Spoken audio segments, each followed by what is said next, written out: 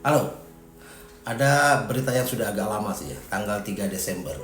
Ketika itu Gibran memberikan sambutan di acara Puncak Hari Disabilitas Internasional 2024 yang diadakan di Taman Ismail Marzuki. Nah, saat itu Gibran kesulitan menyebut kata Paralimpiade gitu.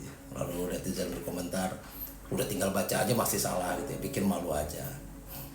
Ya banyaklah kejadian-kejadian seperti ini ya, dari Gibran gak mau kasih kata sambutan sampai usulan-usulan di luar nalar ya, seperti anak SD disuruh belajar coding sementara anak SMA aja bahkan ada yang nggak tahu sih kata dari PLN gitu. Ya di tengah-tengah harapan kita yang begitu tinggi soal Indonesia Emas, kehadiran seorang wakil presiden yang dianggap kurang cakap membuat kita merasa seperti berada di dalam sebuah drama politik yang tidak terduga gitu ya. Setiap keputusan, setiap pernyataan, dan setiap tindakan yang diambil menjadi bahan pembicaraan hangat.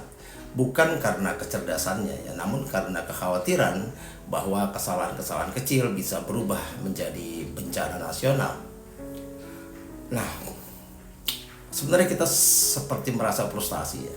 Dan rasa frustasi yang muncul ini bukan hanya lewat ketidakmampuan yang dipersepsikan, tetapi juga dari hilangnya peluang untuk memiliki pemimpin yang bisa benar-benar memberikan kontribusi signifikan dalam memajukan negeri ini. Rasanya seperti menonton film dengan plot yang hebat gitu ya, namun tersandung oleh karakter utama yang nggak siap gitu ya, cuma bisa pelangap pelongo gitu. Nah, kehadiran Gibran sebagai wakil presiden dalam konteks ini lebih mirip pemeran utama dalam sebuah sinetron komedi yang adegannya terus-menerus berulang. Satu-satunya kebijakan yang bisa diandalkan darinya adalah belusukan sambil membagikan susu kemasan. Nah, bayangkan, di tengah-tengah perdebatan tentang kebijakan ekonomi, reformasi hukum, atau strategi pembangunan infrastruktur, apa yang kita dapatkan? Ya, Gibran yang berjalan-jalan di pasar sambil tersenyum cengengesan dan membagi-bagikan susu kemasan. Ya, aksi belusukan ini, ya meskipun tampak menyenangkan dan humanis ini ya, sebenarnya hanya menjadi penanda dari ketidakmampuan untuk memahami kompleksitas dari kepemimpinan nasional. Susu kemasan itu bagaimanapun juga tidak akan menyelesaikan problem pendidikan, kesehatan, ataupun korupsi yang semakin merajalela.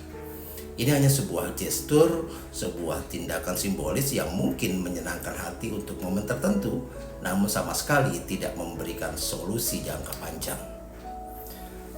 Nah, setiap kali ada krisis atau masalah yang memerlukan penanganan serius, kita hanya bisa berharap Gibran akan menawarkan susu sebagai solusi.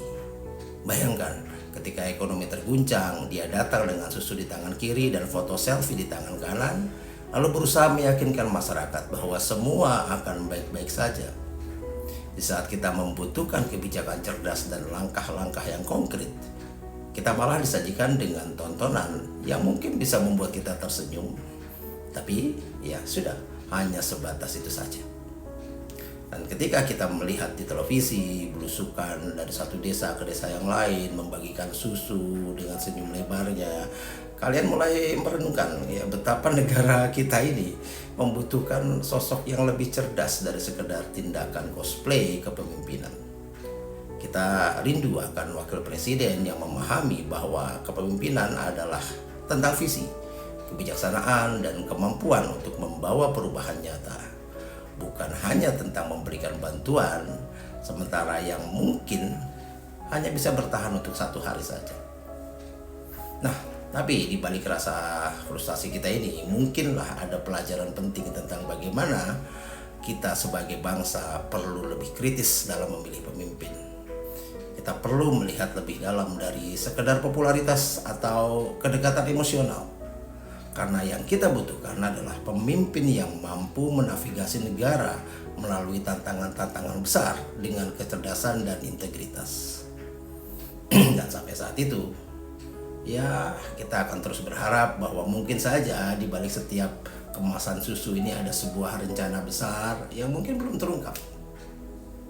Ya, tapi di balik semua tindakan ini terdapat juga kekhawatiran yang yang lebih dalam lah mengenai bagaimana Gibran memanfaatkan kekuasaannya, bukan hanya soal belusukan dan susu, namun juga tentang bagaimana dia menggunakan dana negara yang seharusnya diambil dari pajak rakyat untuk membangun citra dirinya, bukan untuk rakyat.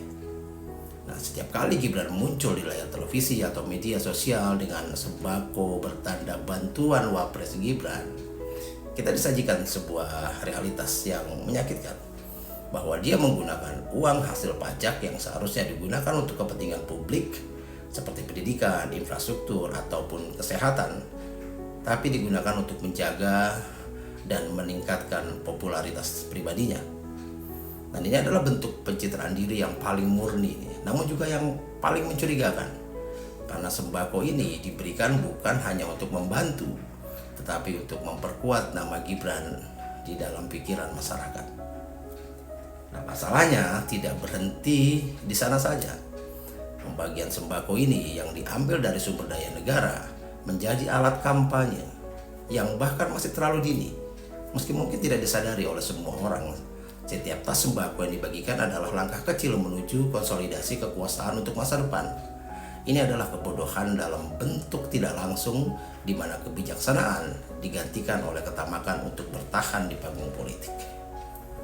Masyarakat yang menerima bantuan ini mungkin merasa berterima kasih, namun pada saat yang sama mereka sedang disajikan bagian dari sebuah narasi yang lebih besar, narasi tentang seorang wakil presiden yang lebih mementingkan pencitraan diri daripada kesejahteraan jangka panjang. Dan ini adalah investasi dalam elektabilitas, bukan dalam kesejahteraan rakyat.